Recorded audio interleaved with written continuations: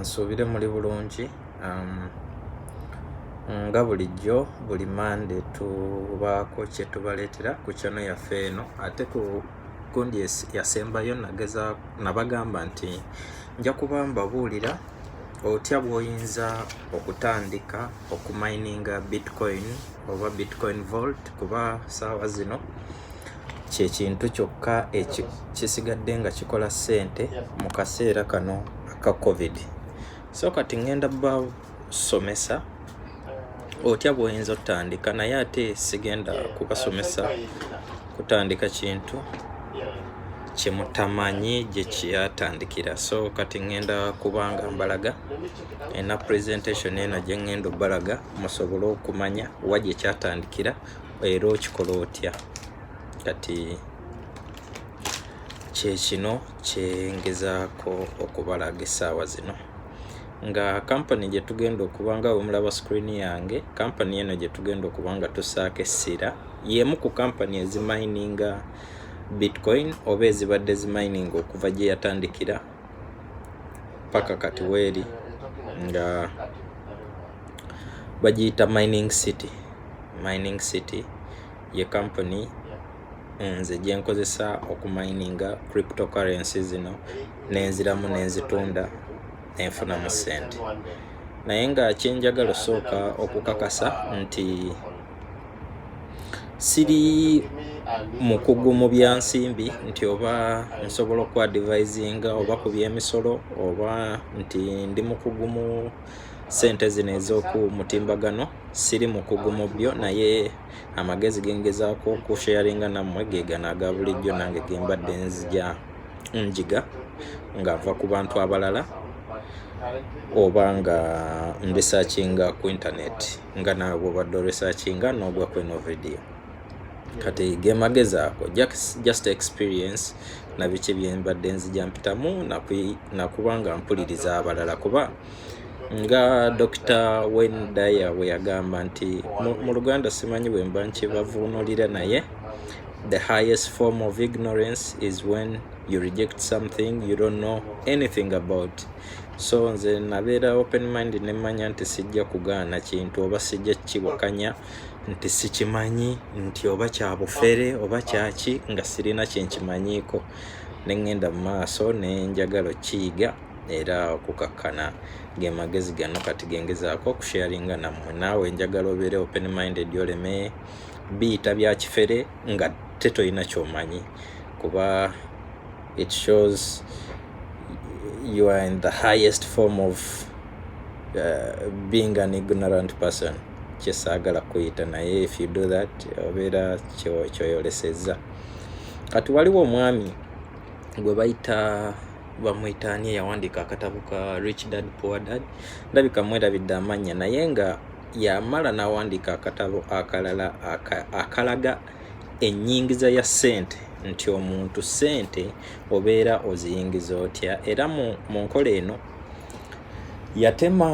yateekawo emitendera ena, naye nga giri ebiri, naye buli mutendera nti side A ne side B n'agenda ng'agitemamu bibiri ne gifuuka emitendera ena. Nti waliyo omukozi gwe bayita employee, nga bw'olaba wano mu E gwe bayita employee, omukozi. Ne wabeerawo self employed, nti oyo eyeekozesa. Kati ate abo nga be bali ku side eno emu. Kati ate ku side eno endala ne wabeerayo business owner oba nannyini business. Kyenjagala mwawule nti eyeekozesa ate si kye kimu ne nannyini business. Waliwo enjawulo njajje bannyonnyola mu maaso awo. Kati ate ne wabeerawo ne gwe bayita investor oba omuvujjirizi w'ensimbi, ateekamu nga ye ssente ye zaakwata n'ateekamu ne zimukolera ssente endala. Kati njagala kunnyonnyola ebintu bino ebina, nti ye omwami ono kye bayita cash flow quadrant akinnyonnyola atya, nti oba ennyingiza y'ensimbi aginnyonnyola atya.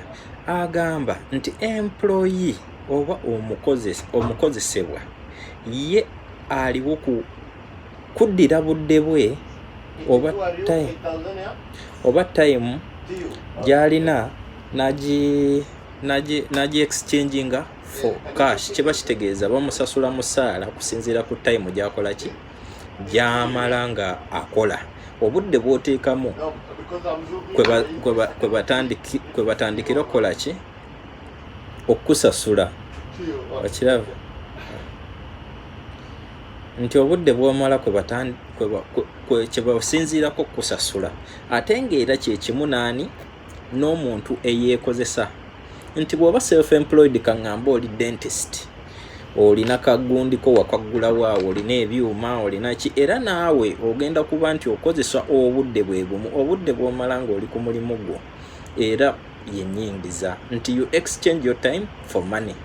Era nga ku side ye n'agamba nti abantu 9 ku 10 beba exchanging their time for money, ate nga bantu 10 bokka ku side eno bebalina obugagga. Okiraba nti abakola ennyo be bangi naye bebakolera be batono. Okiraba side eno. Kati ne waddawo side eno gye bayita business owner oba omuntu ali nannyini business, nti ono ye asobola okubeera awo nga ye alina bantu. Nti bw'obeera ne business kaŋŋamba amaduuka kati nga Shoprite nga gawera, abantu abagakolamu be bakolera ssente, be bantu abakola eno bw'owawulidde be nagambye ba employees oba abakozesebwa. Nti business owner ye abeera waka, mmwe abantu abakola mu business ye mwe abamukolera ssente. Nti kati gye mukoma okubanga mukola nnyo ate nga muli bangi, ye gy'akoma okuyingiza. Okiraba kati ne wabeerawo gwe bayita investor ye nga ssente ze ye akwata bukwasi ssente ze n'aziteeka mu kintu, naggulawo ekintu ng'ekyo, nti oba bamubalidde ekintu nti waliwo kino bwe kiti ne bwe kikikola ssente, ye n'akwata ssente n'ateekamu. Kati ssente ezo z'ateekamu zimukolera ssente, era ebiseera ebisinga oli gy'akoma okubanga investinze nnyo era abayingiza nnyo. Kati side eno ogenda okwesanga nti abantu abali mu mbeera bwetyo ba business owner ne investors 9 ku bo bagagga 9 ku 10 bagagga be balina obugagga, ate abantu bali abantu nga 10 ku 10 abalina obugagga buno nti ba business owner ate ba investor. Kansuubire nti oba ekyo mukitegedde bulungi. Kati nga nabagambye nti njagala introducinga ku company eno gye bayita Mining City. Mining City ye ki? Yatandika mu 2008. Ekitebe kyakyo ekikulu kiri Poland, Warsaw, naye nga erina infrastructures oba mining farms esinga obunene eri Kazakhstan, endala eri China, naye nga officially bagilaunchinga mu February 2009, era nga eri mu nkolagana ne company gye bayita Minebest yezimba mining farms ezo. Nja balaga ku video maaso awo nti nga bwolaba nti kambagereze ku kyekampala nti nga bwolaba ekitongole ekikwasaganya ebyenguudo nti tulina UNRA. Kati UNRA gye tuba tuyita Mining City, naye ate nga UNRA eno ekugamba nti yekola enguudo, naye ng'emabega waayo company constructing enguudo ezo bagiyita Roko Construction, nti ye providing infrastructure, ye providing ebimotoka, yekola ki. Eno yo era bwe tuba tunenya wano gye tunenya Mining City, naye ate nga company eri emabega ebeekoze gadibenga lye bwebanga bwe bityo nga gye waliyise Roko ye Minebest yeno. Kati kansuubire nti ekyo mukitegedde bulungi, era nga company zino ziri in partnership okuva gye zaatandikira. Mining City ekuze okuva gye yatandikira, nti kati saawa zino erina abamemba 25,000 Mitwalo 25 beba members abagirimu ate nga bakyakula era nga egenze eyingira mu buli nsi nga wetwogerera ssaawa zino eri mu nsi 22 ng'erinamu bammemba buli wamu emanyiddwa mu nsi 22 bw'ogatta omugatte gwe bantu emitwalo 25 nga bonna bammemba ate nga ekyo zino numbers za mabega kaawo kyemmanyi nti beeyongeddeko oba tweyongeddeko era nga bw'oba ogibaliridde mu nkola yaayo gyekozeemu nti eyingiza sales etuuseewa nti mu mwaka gumu eba eyingiza miliyoni 2.3 eza dola mu mwaka ate nga kino kyo kati zino namba nzibabuulira nti za mabegako naye zigenda zeeyongera ba members bagenda bakula eyingiza sales miliyoni 2.3 eza dola olunaku naye ate nga ku miliyoni ezo 2.3 ekwatako miliyoni 18 nezisasula ba members nga gwe bw'onaaba otandise nga nze in forms of commission oba commission kyeki mu Luganda nti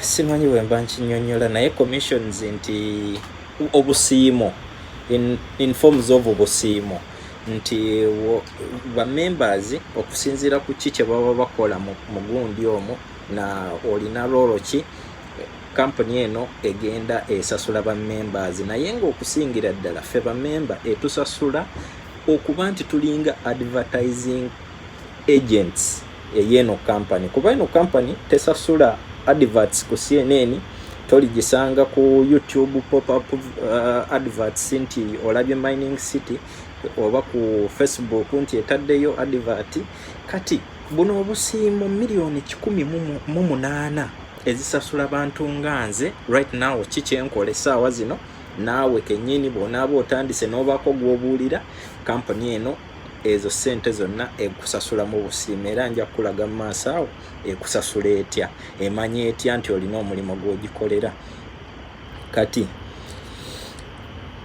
kyekyo ne kibanga bwe kityo bwe kiri kati company eno gye mbagambako Minebest yo company eyimiridde etya company y'emu ku company 10 ezimanyiddwa okuba nti they are the best mining zezisinga ebigambo eby'Oluganda olumu bigira nti naye y'emu ku company ezisinga okumininga nti bw'ogenda mu bya tekinologiya n'abantu abamanyi cryptocurrencies bwe zitambula okuva bitcoin gye yatandikira nti eno company y'emu ku ezo 10 ezisinga era eziri most respected era nga ne awards ezisinga zizino ku international scene nti bagambye nti balina conference y'aba miners nti oba bino ebintu bya tekinologiya nnyo ebintu ebisinga abamu tetubimanya oba temubimanya naye nga conference zibeerayo ne bagamba nti kati mu bintu bya tekinologiya ne ssente zino ez'okumutimbagano company ki ezisinze era nga y'emu ku zo ezafuna awards zino nga bwe muziraba kati ne certificate ezo kati awaddako njagala balaga ku bantu abali emabega wa company zino Mining City ekulirwa omwami ono gwe bayita Greg Rogoski era nga we nabagambye eri Poland Warsaw gyesangibwa omwami ono bw'oba oyagadde okumanya ebimukwatako twali nnyo ku intaneti bw'oteekamu erinnya lye bingi ebijja kuba abadde muntu watutumu nnyo okumala ebbanga okuva ebintu bya intaneti bino gye byatandikira era nga abadde CEO abadde managing director mu makampuni agawerako nga tannatuuka kwegatta ku Mining City era nga ebimukwatako byo bingi kwebiri ku internet oteekamu buteesi linnya lino oba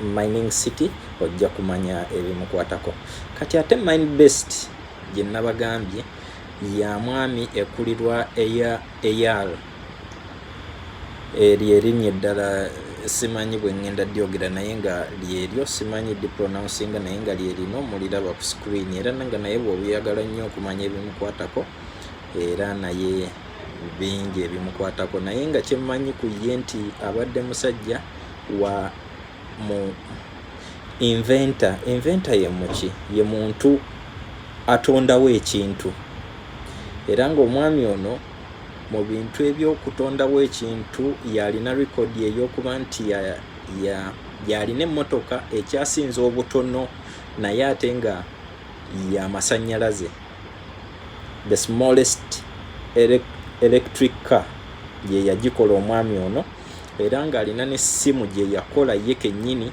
gye bayita S1. S1 simu tagitunda, tebeerangako ku mutimbagano gwonna nti bagitunda, naye ate nga ye essimu ezisinga okuba ennungi oba ezeesigika, kuba essimu eyo erina screen 2 emabega ne mu maaso, kwegamba woogikwatidde kaŋŋamba ogironze ku mmeeza ogenda bugenzi mu maaso, teriiko mabega teri mu maaso, erina screen 2, era bw'ogenda ku internet namwo oteekamu buteesi nti S1 bajja kuleetera essimu eyo n'ebigikwatako naani eyagikola nga ye mwami ono, mwami Eyal. Okay, kati kampuni eno ekola ki? Kampuni zino ebbiri, naye nga tugenda kuba tulaba nnyo Mining City eri ey'emabega providing ebintu ebisigadde tetujja gira nnyo wadde nayo ya mugaso, ekola ebintu bibiri. Sente zino ez'omutimbagano ze tukozesa ennaku zino amakampani zitandise okukozesa, n'ensi Germany y'emu ku ezo ensi ezasookera ddala mu 2017 okugamba nti Bitcoin nakyo sente, era nga kyekimu ku bintu bw'oba osazeewo gikozesa okusasula oba musolo oba kugula ki oba kugula ki, bakitwalira ddala nga legal tender mu Germany y'emu ku nsi, naye ng'ate n'ensi endala zigenda zitandika okuba nga zikola ki, zikyadopting era nga zikikkiriza nti sente zino ez'okumutimbagano z'otakwatako naye ate ng'obeera ozirina era ng'osobola ozikozesa ekintu ekirala nga sente endala zonna tuzikkiriza okuba nti sente. Kati kampuni eno ekola ki? Ekola ebintu bibiri. Emininga sente zino okubeerawo tuzifuna in a form of mining. Mu layman's language oba mu ngeri yaffe eya bulijjo kye tuyita printing sente zino ez'empapula. Kati ezo zo baziprintinga, zino bazimininga. Kampani eno obwedda gye mbagambako, Mining City ne Minebase y'emu ku kampani ezeesigika mu nsi yonna ezimininga sente zino. Zimininga sente za mirundi ebiri. Kati wano mbalaga waliwo Bitcoin ne wabeerawo ne Bitcoin Vault. Oyinza okwebuuza enjawulo yeeriwa. Kati kankuwa ekyokulabirako nga bw'onaagamba nti nina $, ne shillings. Zonna sente ozikozesa okugula ekintu kyekimu, naye ate sente za njawulo. Kati okiraba kyekimu ne kino nti eno Bitcoin, eno Bitcoin Vault, naye zonna emu ya bbeeyi okusinga ku ginnayo era nga $, bweri ya bbeeyi okusinga ku shilingi, naye ate gy'okoma okuba nti olina shilingi ennyingi, kaŋŋambe nti $, emu erimu shillings nga 10, kati gy'okoma okubeera ne shillings 10 oba olina $, emu. Kati ne kino bwe kiti bwe kiri nti Bitcoin sente ya bbeeyi kuba ye yasookawo era nga bbeeyi yaayo ya waggulu nnyo, naye ate ne Bitcoin Vault nayo sente weeri era egenda ekula. Kati kampuni eno emininga sente zino zombi, emininga Bitcoin ne Bitcoin Vault. Kati ngenda kubanga mbalaga Bitcoin kyeki, nakibanyonnyolako mu gundi enkadde eri eyise, naye ngenda kubanga mbayitiramu katono nnyo, kigenda nnyo wala. Bitcoin sente era nga bwe nkugambye nti sente eza bulijjo zalonkingibwa mu 2009, naye ne zitandika okubanga zigenda ku international scene mu 2010 nga zitandise okufuna value. Naye zikola ki?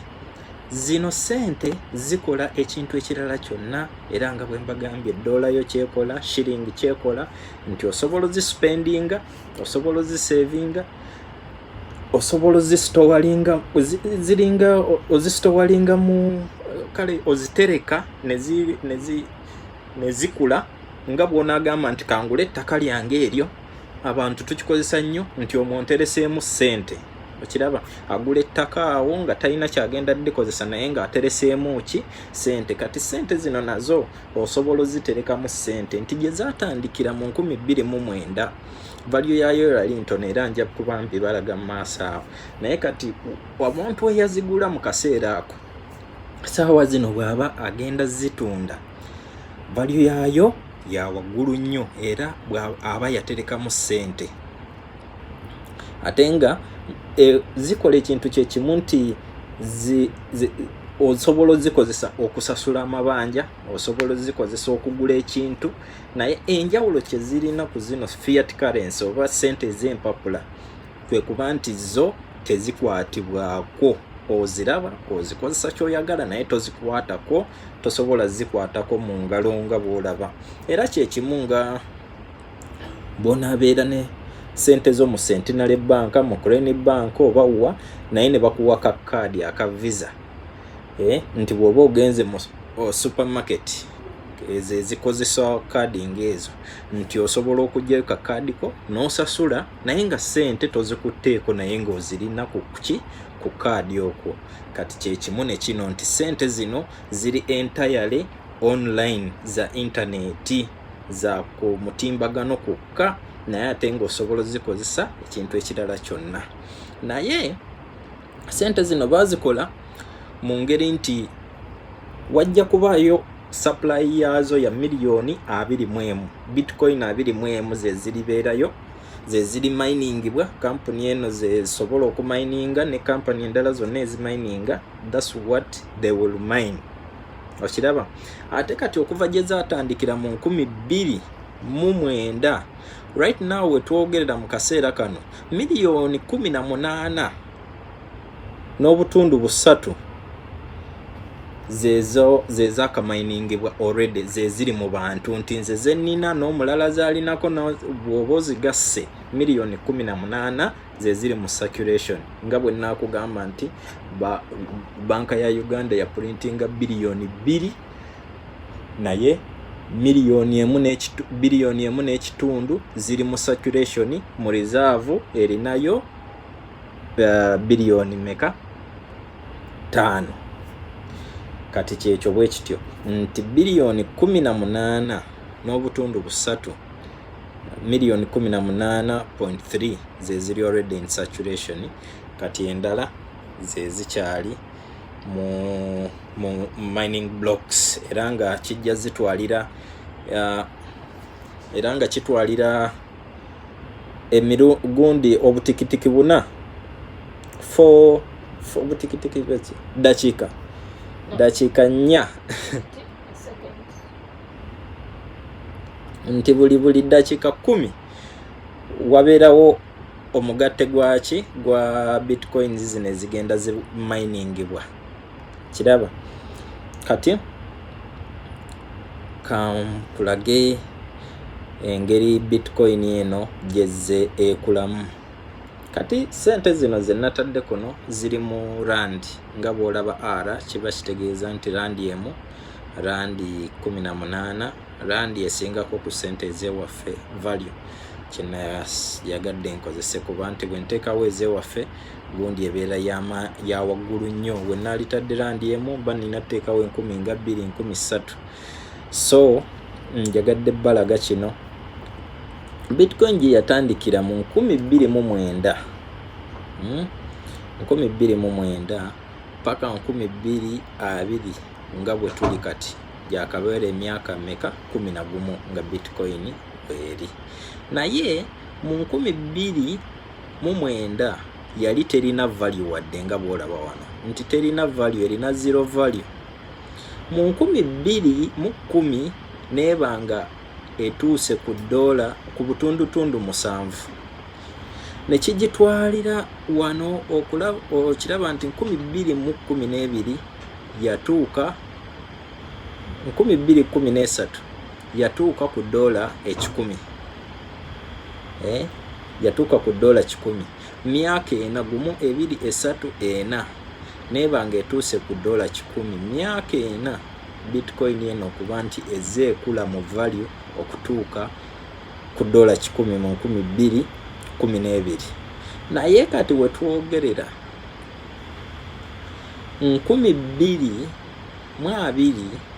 Bitcoin eno actually era nga bwe nabagambye nti sente zino nazikoze nga zi mu bbanga eriyiseeko wetwogerera wano Bitcoin eri mu $9.5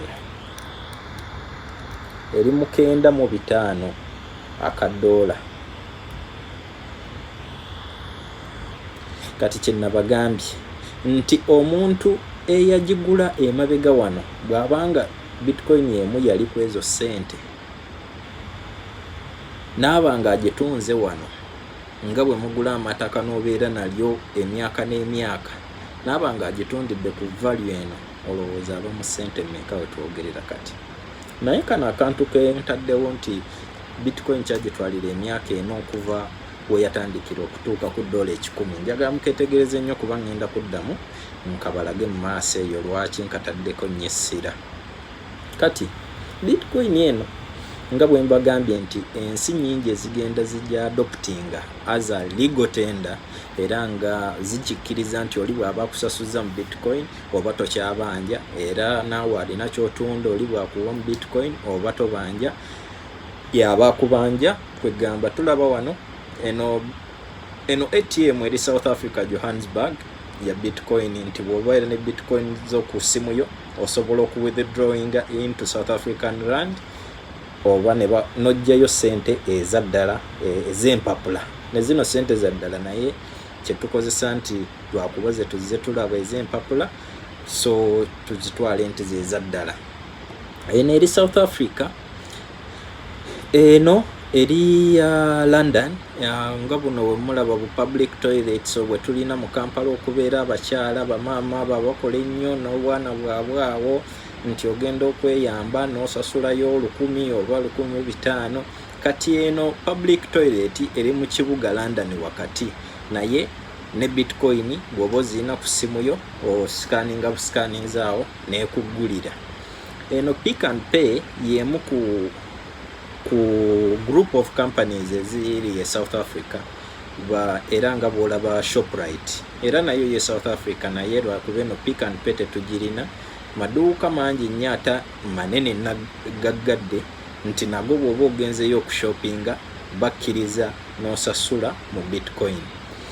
India emabega kaawo myaka egiyise ye yali ensi yokka eyasooka okubaninga Bitcoin nti tetwagala kuwuliza Bitcoin kuba yali threateninga their banking system kuba nti tefuna musolo abantu nga bakyadoptinze nnyo ate engeri gye kiri nti Bitcoin bw'oba oli akozesa Bitcoin wakati wange naawe tetuyisa mu banka tetuyita mu muntu yenna so teri agenda kukuggyako musolo kati banka ya India nesooka ewera Bitcoin mu nsi yaabwe nebanga tebazikozesa naye kati Supreme Court yakkiriza neggulawo Bitcoin nti kiryoke abantu okugenda mu maaso okola bizinesi zaabwe nga bakozesa Bitcoin era exchange rates India ziri nnyo okusobola okukola ki okwencouraginga abantu bakozese nnyo sente zino kuba ensi gyegenda ekula. Waliwo wano ne ttiimu eno mu abamanyi omupiira mu abayinza okumbuulira naye nga y'emu ku ttiimu z'Abongereza ez'omupiira era nazo zagira ne ziteeka akabonero ka Bitcoin ku mijoozi gyabwe okwongera okulaga nti kino kintu kituufu tekirimu bufere fine kirimu obufere bw'obanga bakukutte obujega waliyo abakwata obujega era mwina kubanga mwegendereza nnyo nti abantu abamanyi ebya Bitcoin bino nga mu butuufu bwabyo tubeerayo era nga bw'oba okoze research bantu mu Uganda bangi ababimanyi naye ate nga babeerayo eyo nga teboogera.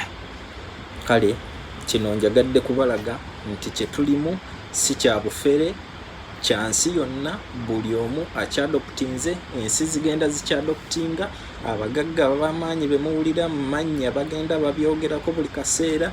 Banking system ez'amaanyi ezisinga ziri threatened era ze zibadde zisinga okulwanyisa Bitcoin, naye tezirina kyezikolera kuba tosobola kugishatinga down, ate ekintu abantu kye bakkiriza tosobola kiremesa. Naye nga wano mbateereddewo gundi endala, ebibuga 10 ebisinga okubanga bye bisinga okukozesa Bitcoin zino oba gye basinze okuzikkiriza, era nga bw'ogenda ku mitimbagano gino osobola okulaba ki kye bazoogerako. Bitcoin erina ekozesa tekinologiya ki?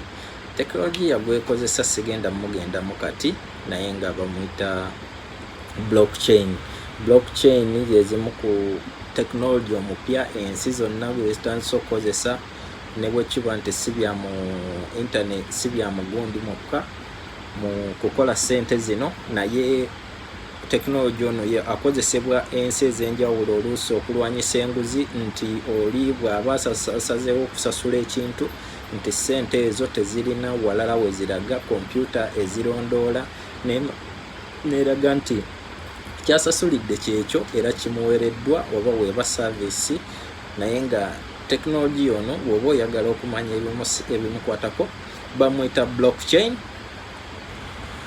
era nga bw'okiraba nti blockchain kankugereze kyeki nti kyekipawalinga email oba WhatsApp, internet. Kati kyenkugamba nti Bitcoin bwebanga ye WhatsApp, internet ye blockchain. Kwegamba bwe bwangu bw'ennyinza ki okitamingamu nti ne bw'oba olina data oyo akuwa internet packages. Kale kyekyo bwe kityo. Wano zezimu ku computer mining city zekozesa oba mine based zekozesa okumininga ki Bitcoin ne Bitcoin Vault. Zezimu kyembalaga wano byebifaananyi bino byemulabako, naye nga kangende mu maaso enjawulo nno eriwo ku company eno mining city ne company endala ezimininga, kuba si yeyokka emininga, nti ezimu zibeeramu mu market ne zimala ne zigwa oba abantu ne bafiirwa sente zaabwe mu ngeri bwetyo. Naye nga kiva ku mbeera nti company ezo ziba tezirina physical infrastructure oba farms zino oba tezirina computers zino, kuba computer zino za bbeeyi nnyo n'okuzimba infrastructure woyinza ziteeka n'amasannyalaze gezikozesa kuba zirwaninga 24/7 ate nga zikozesa amasannyalaze mangi. Kati kwe kuba nti company ezimu ziva mangu mu business, naye company eno mining city ne mine based kyezakola kwe kubanga ziri in partnership ne government ezimu ng'eya China ng'eya Kazakhstan, amasannyalaze gye gali nga ga Laisco ne ziba nga zisobola okuzimbayo infrastructure zino oba ebizimbe bino mwe zisobola okubeera nga ziteeka kompyuta zaabwe, ate nga ne government neeba nga ezisalirako ku sente zesasula mu masannyalaze n'emisolo. Kwegamba kati kompyuta ng'eno gye bayita M21S y'emu ku mashini empya ezisinga okukozesa amasannyalaze nga matonoko ate nga zimininga coins nnyingi. Kati ngenda kuba kambalage ku ka video kano mulabe ku bantu abaddala abasobodde okugenda ku infrastructure zino ne bagamba nti owaaye tuwulira mining city ebiki tugende Kazakhstan batulambuze ekifo kyennyini gundi zino gye ziri oba nedda. Kati ka video ke kano njagala mukanyumirwe mukalabe, mulabe abantu abaddala nze naawe n'omuntu omulala gwasobola okugendayo okulaba ebifo bino.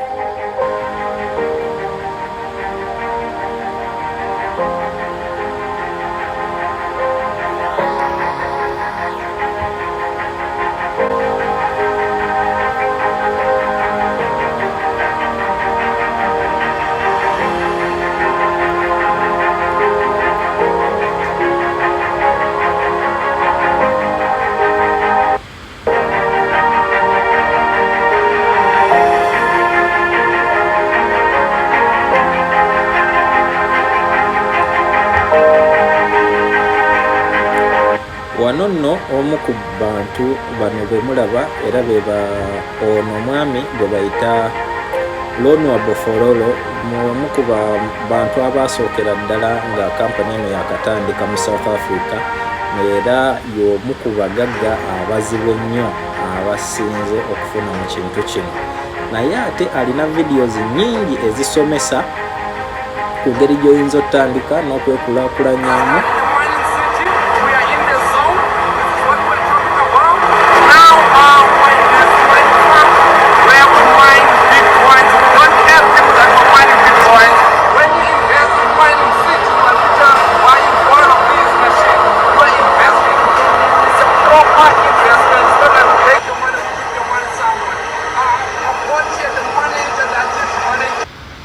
Kale video sijja gimalayo, naye nga kyekyo kyagadde balaga nti kampani eno infrastructure zaayo gyeziri eza ddala, era nga bw'oba oyagala okumanya ebisingawo, omwami oyo bamuyita Lonwabo Fololo alina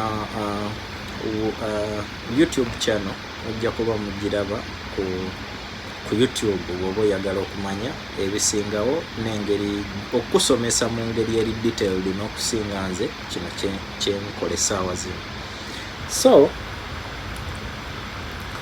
kati nabagambye nti tulina kampani eno emininga Bitcoin ne Bitcoin Vault. Kati wali mbuuzizza nti fine, Bitcoin bweba ya bbeeyi right now, olwaki ate kampani emininga coins bbiri, nti oba gundi printing press yemu emining oba ensi emu ekozesa etya currency ebbiri.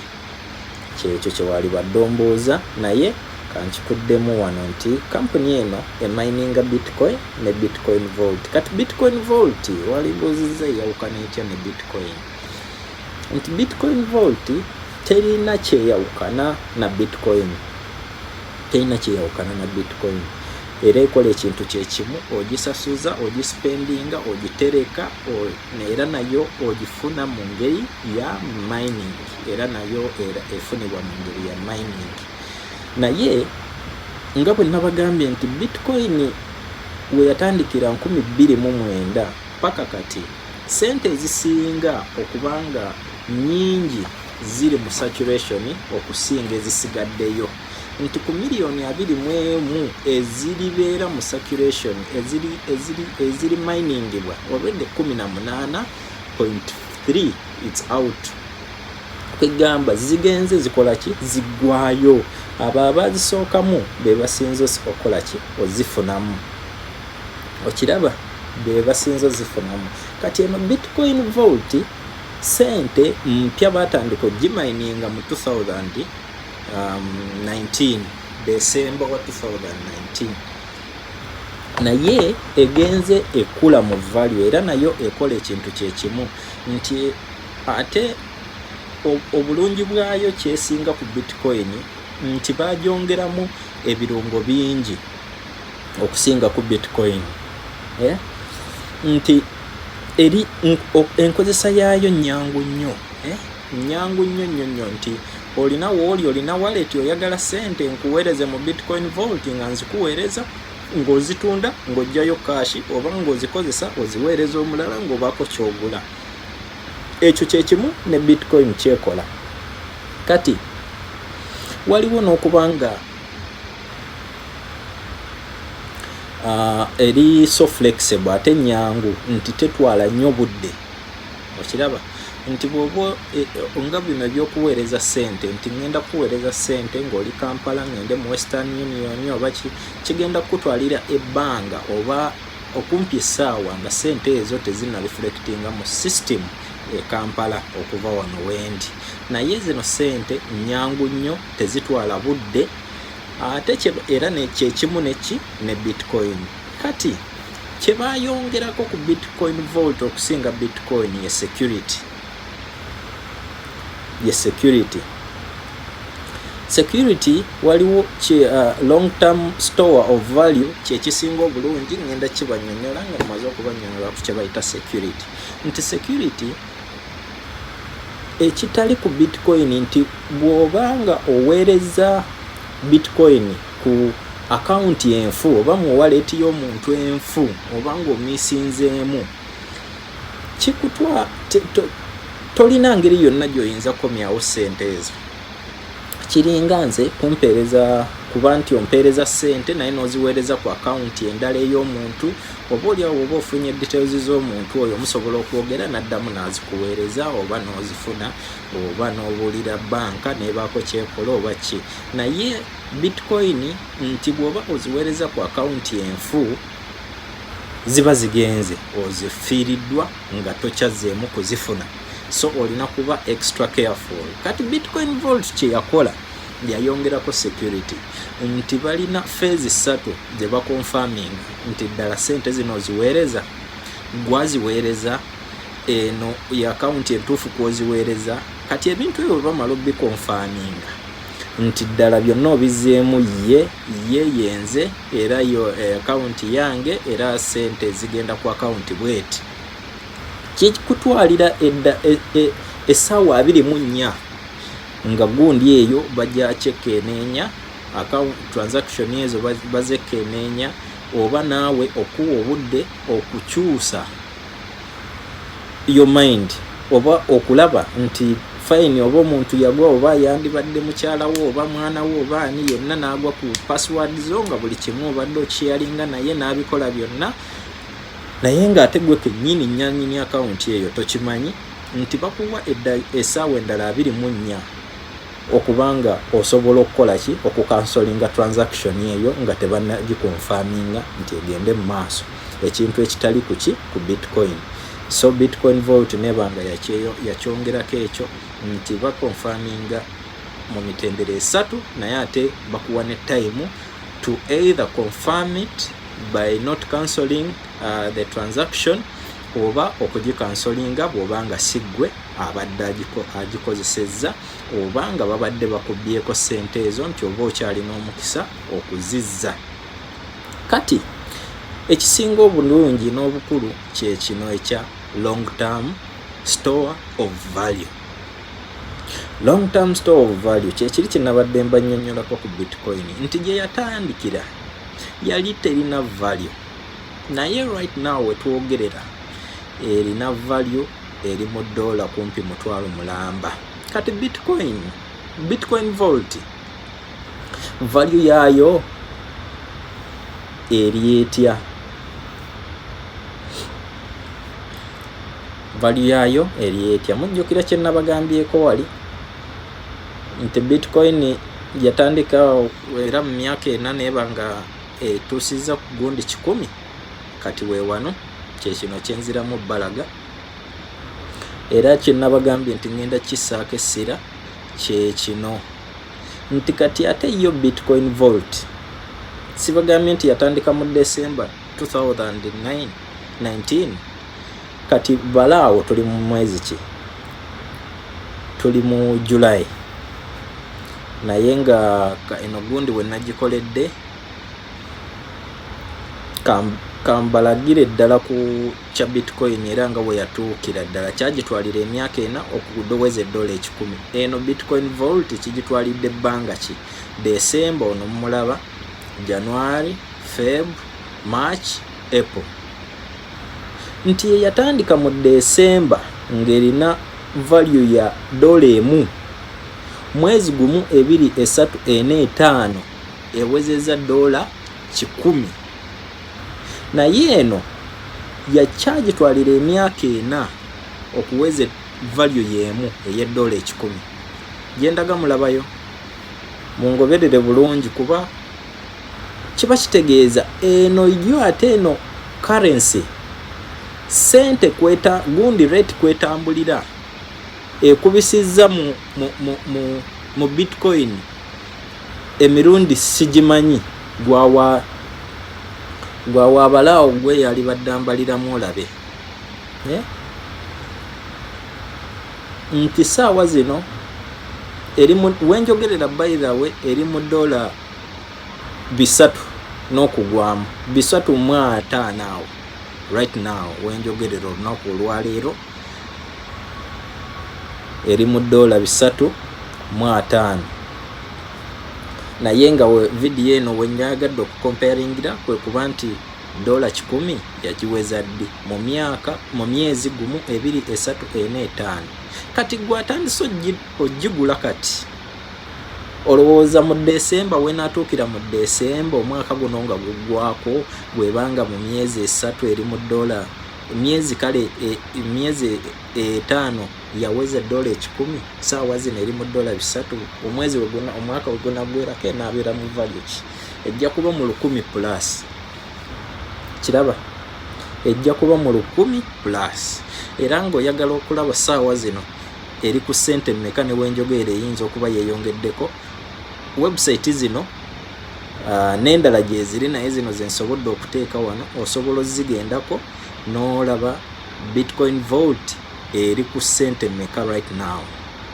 Coinil, Liquid, eno Coinil ndowooza ya US, Liquid ye China ne CoinGecko oba ye Germany, naye nga zonna osobola okukebera n'olaba era zino websites osobola okukebera n'olaba ye bayira wate tuli wano ka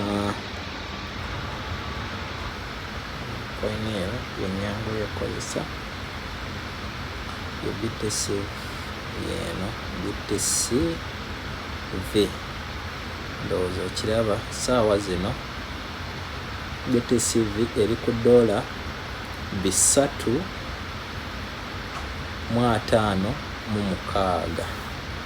356.94 akiraba kati kyekyo kyembadde njagadde balaga nti yeeyongedde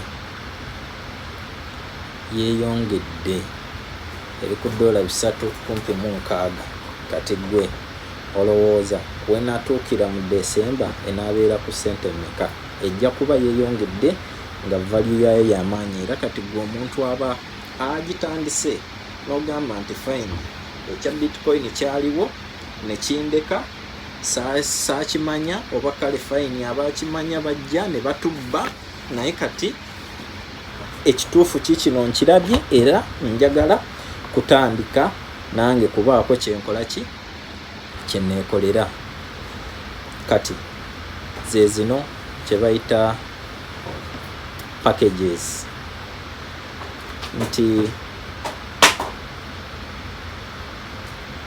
kati kyenjagala obbanyonyolako gemaanyi ga package goba ogula oba kuba mu company ya Mining City tetuinvestinga mu company tugula mining powers nti gyokoma okuba n'amaanyi nti amaanyi gokomya okuba nga opangisiza kuba tugapangisa bupangisa company ekuwa ennaku 1,000 okuba nga omininga mu company eyo naye gyokoma okuba nti oguze amaanyi mangi gyokoma okuba nga oyingiza ssente ezaki eza buli lunaku kati eno y'emu ku package gye bayita gold package nti amaanyi gaayo oba ofuna amaanyi 3.5 tuziyita hash rate oba terahash zosobola package yo zesobola okuba ng'ekuwa nti kati computer ziri okusinziira ku maanyi ge wagula mu company kuteerako ssente ezijja mu maanyi gano buli lunaku ku akawunti yo ngenda kuba mbalaga ku akawunti ezo zifaanana zitya era eziteekako etya kati ziri package nnyingi nti eyo ya gold package yeno gye mulabye yeno ya gold package nti kati bagyongeza ekuwa amaanyi 42 hash rate zo gundi yo zekoma okubanga emininga nti ate kati kwegamba kisinziira ku package kijooguze nti bw'oba oguze eno package ey'olukaaga ngenda balaga ku package ey'olukaaga ekola etya Mining City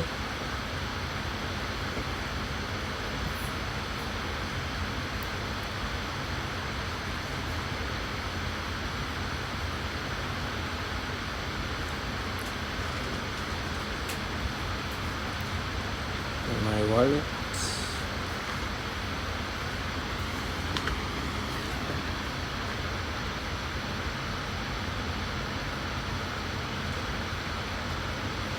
Nti package ey'olukaaga njagala balaga nti ebeera actually sina ya lukaaga eno ya bisatu kuba gye nasooka okugula ey'ebisatu. Bw'oba ogiguze, bw'oba oguddewo package mu kampuni eno, peegi yaabwe tibwefaanana ng'obanga tonnagira buno ebisatu bino biraga achievement zo naki na ranka ki gy'oliko tebijjirawo bw'obanga tonnajja activating. Naye bw'ojja activating eweti weebeera eba ekulaga bitcoin vault meka nga bwe nabagambye mu mininga bitcoin ne bitcoin vault. Naye kati nze mininga bitcoin vault era ze zino zolaba nti olinako bitcoin vault meka era ziri mu sente meka. Okiraba? Kati yeeyo zirimu zino bwe ziti kuba nabadde naakamala okugjayo sente ezimu era nanja balaga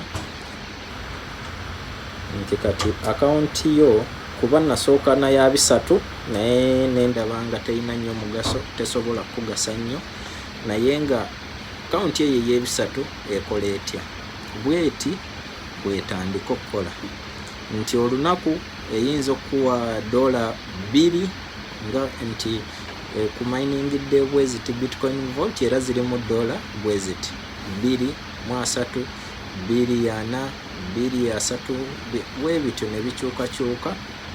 Kati ate zino zolabe 15 zino zo zakuba nti nina omuntu gwe nali mbuuliddeko nti munnaye nina kampuni bweti era empa sente bweziti, naye nagamba nti owaaye nange njagala kujoininga. Kati ne mugamba joininga naye kozesa ki linnya lyange nti nze nakoze eki nakubuulidde. Kati kampuni eyo negamba nti webale kubaako gwobuulira zeziri ze nabagambye sente nti $1,105,000 kampuni eno ezigaba mu ba members nga nze oba ng'omuntu omulala yenna asobola okubaako kyakola ki kyabuulira abalala nti kati zezino $15 kampuni ezimpa nti abwebale ako kasiimo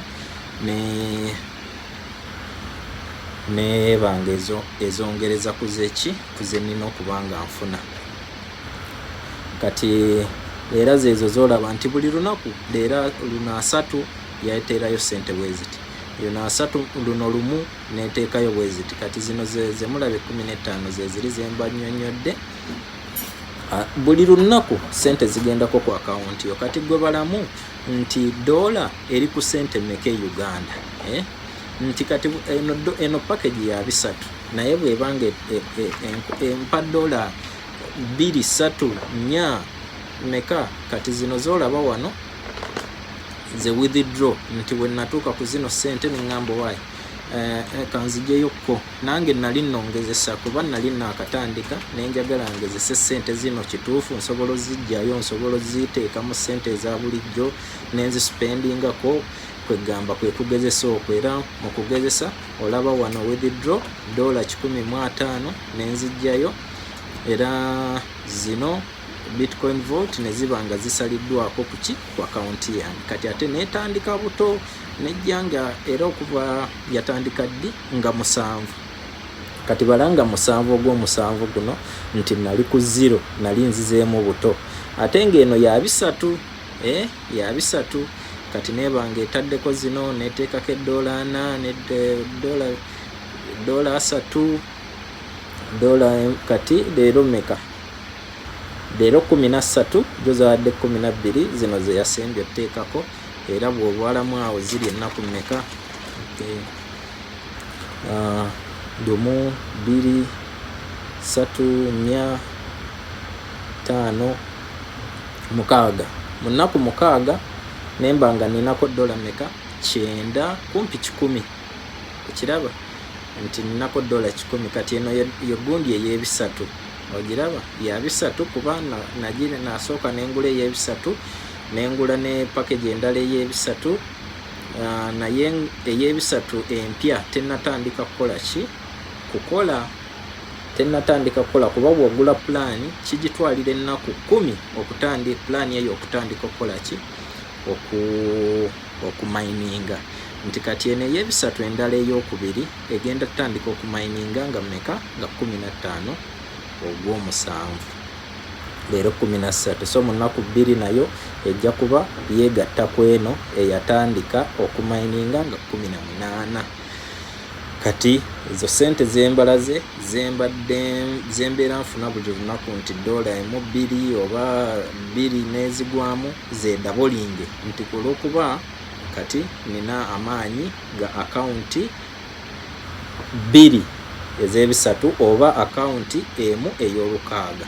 Kati zino ze package ezizolaba nti yene ey'ebisatu gy'otandikirako naye nakizudde nti ey'ebisatu eno terina nnyo mugaso gwekuwa okuba erina bingi byekufiiriza mu promotions oba mu bonuses. Kati bw'oba ojjukira bonuses enva balaga 15 nti bwemba singa nali nina packaging eno ey'olukaaga oba ey'e1200 bonus ezo zenfuna 15 zaali badde nga 45 kampani yali badde empa $45 ku buli muntu gwembuulirako so nga ne bwe yali badde tempa kuba kino kintu kirungi nnyo era naali badde mbaako gwembuulirako so kampuni eno esigala ekuwa kyova olaba nakoze eki nayongeddeko ebisatu ebirala nengula package nemba nga nina okuba nga ngenda kuba ne package ey'olukaaga kasita ziwere ennaku z'omwezi 15 mbeere nga nva ku hash rate eno nga nzira ku hash rate eno ziringa nsuuluulu zino nti bwe mba nkutadde mu kirombe kyange ng'ojja naki nsuuluulu 1 2 3 4 kati gy'okoma okuba n'ensuuluulu oba ennene oba ennyingi gy'okoma okuba naki nti jjojja okukoma okugula okumininga bitcoins ennyingi naye nga kyenazudde nti abeera ne package ennene naddala okusinziiranga ku eno ey'olukumi bronze n'okudda waggulu silver gold platinum mwaba basinga kuba zino zo ekitone ennyo katutandikirenga ku eno eya bronze eba ndowooza ekola $10 nga 10 ekitone ennyo ekola $10 buli lunaku gyolaba eno kati balamwawo bwebanga kampuni egenda kuwa ennaku 1,000 nga buli lunaku oyingiza $10 nga totaddeeko na byagamba nti orifarinze omuntu nti olina gw'obuuliddeko onaaba oli mu ssente meka ate ng'ezo zo ozibalira ku rate eno gye tuliko right now eya $3.5 mu bitcoin vault naye kati katugambe nti zeeyongedde mu myezi 3-4 nti bitcoin vault yeeyongedde olowooza oba oli mu ssente meka kale kyekyo nno kyembadde mbagamba era nga mbakuutira nti saagala musubwe mukisa guno twagusubwa omukisa nduli nga bitcoin yakatandika naye ate tufunye omukisa omulala nti bitcoin vault mpya ekolera ddala ekintu kyekimu nga bitcoin naye tetwetaaga kusubwa ate mukisa guno once again so mwabagamba nti bya kifere bya bubbi it's okay kuba bino tebiriiko kukaka nze kyenabagambye nti omuntu asinga okuba omugwagwa yoyo omuntu asinga obugwagwa n'obusiru yoyo wakanya ekintu kyatamanyi nako mutwe n'amagulu naye nga tannaba nakitegeera naye nagamba ekyo kifu oba ekyo kya bubbi so omuntu ng'oyo yaba asinga obusiru n'obugwagwa nange embeera eyo nagirimu era singa saagirimu singa nali natandika dda kuba nasooka nenkiwulira nenkiwakanya naye Katonda nannyamba nti ate yanzibula amaaso nempuliriza nenjiga era nga kasente weewaawo tekannatandika nnyo naye nga pulaani yakuba nti ntuuka ku package ennene zino era ng'abantu abalala abo bemulaba bw'ogenda ku YouTube okujja kulaba nga balina package ennene nnyo ate nga zibakoledde ssente nnyingi kale bannange kyekyo kyembadde mbagamba nti gy'okoma okugula package zino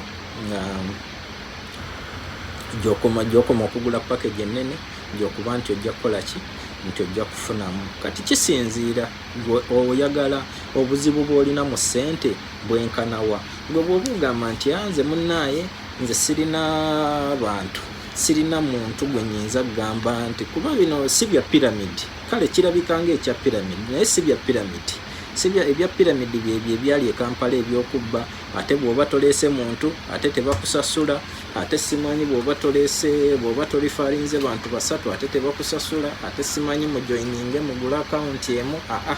Bino si byaki, si bya piramidi. Ate era kisinziira ku obwetaavu bwa ssente bw'olina bwenkanawa. Nti fine nina $6 zange 600, naye ate nina benyinza okugamba nti ki ngenda teeka mu $600 ngule package yange, kati ntandika ate okubaako bembuulira kampuni era esigale ng'ekola ki ng'ensasula. Era ssente z'oba oyingiza nnyingi, kuba kati abantu abasinze ofuna mu gundi eno tebibaddeeko korona, tebiriiko ki, bantu basigadde bafuna ssente zaabwe bulungi nnyo. Kampani tegudde nti oba ki, ate nga olabira ddala nti ebiseera ssente mwe zisinze okweyongerera ddala era bye bino kampani gye zisinze okukola ki okugwira nti kampani evudde mu bizinensi, kyokka ate eno byo byeyongera kubanga ekula. Kati mulimu ebirala era bye mbadde mbabuulira ebya bonuses, ebyo byo sijja bigenda mu nnyo, naye nga kyenjagala oba kyensaba gwe mukwana ali eyo atutte obudde n'olaba vidiyo eno gyetandikidde n'obaako kyoyiga nti obeeko kyobuulira omulala, ate naawe kennyini okole okusalawo okutuufu nti fine ndi ready kantandike ne package bweti oba bweti oba bweti. Otandikiraawo era nkukakasa nti tolina kyojja kufiirwa.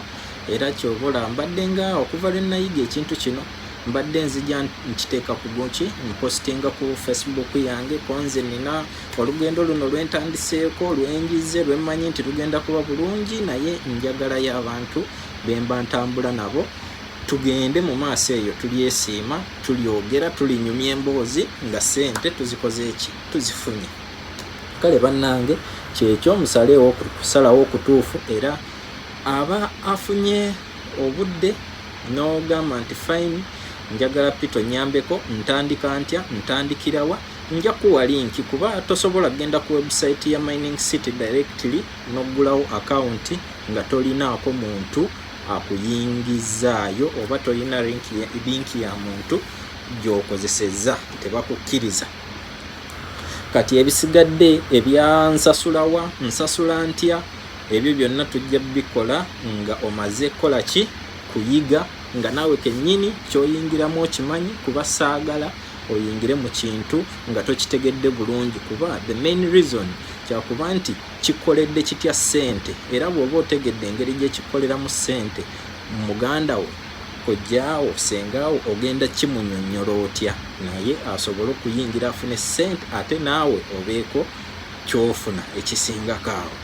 Kale bw'oba osazeewo nja kwongera okunnyonnyola, ngenda kuteeka linki yange wansi mu vidiyo eno, oli wa ddembe okunoonya ku Facebook, ku WhatsApp, enamba yange nayo weeri, kwegamba tutandikiraawo. Naye nga bingi nnyo ebiri mu maaso eno byesaagadde bazzaamu kuba ate byo bya level za waggulu, naye nga first step esooka gwe yakuba nti osazeewo okukola ki okuyingira, era osazeewo okukola ki okubanga ogenda kugula package naawe otandika okubanga okola ki wenogera ku musimbi guno.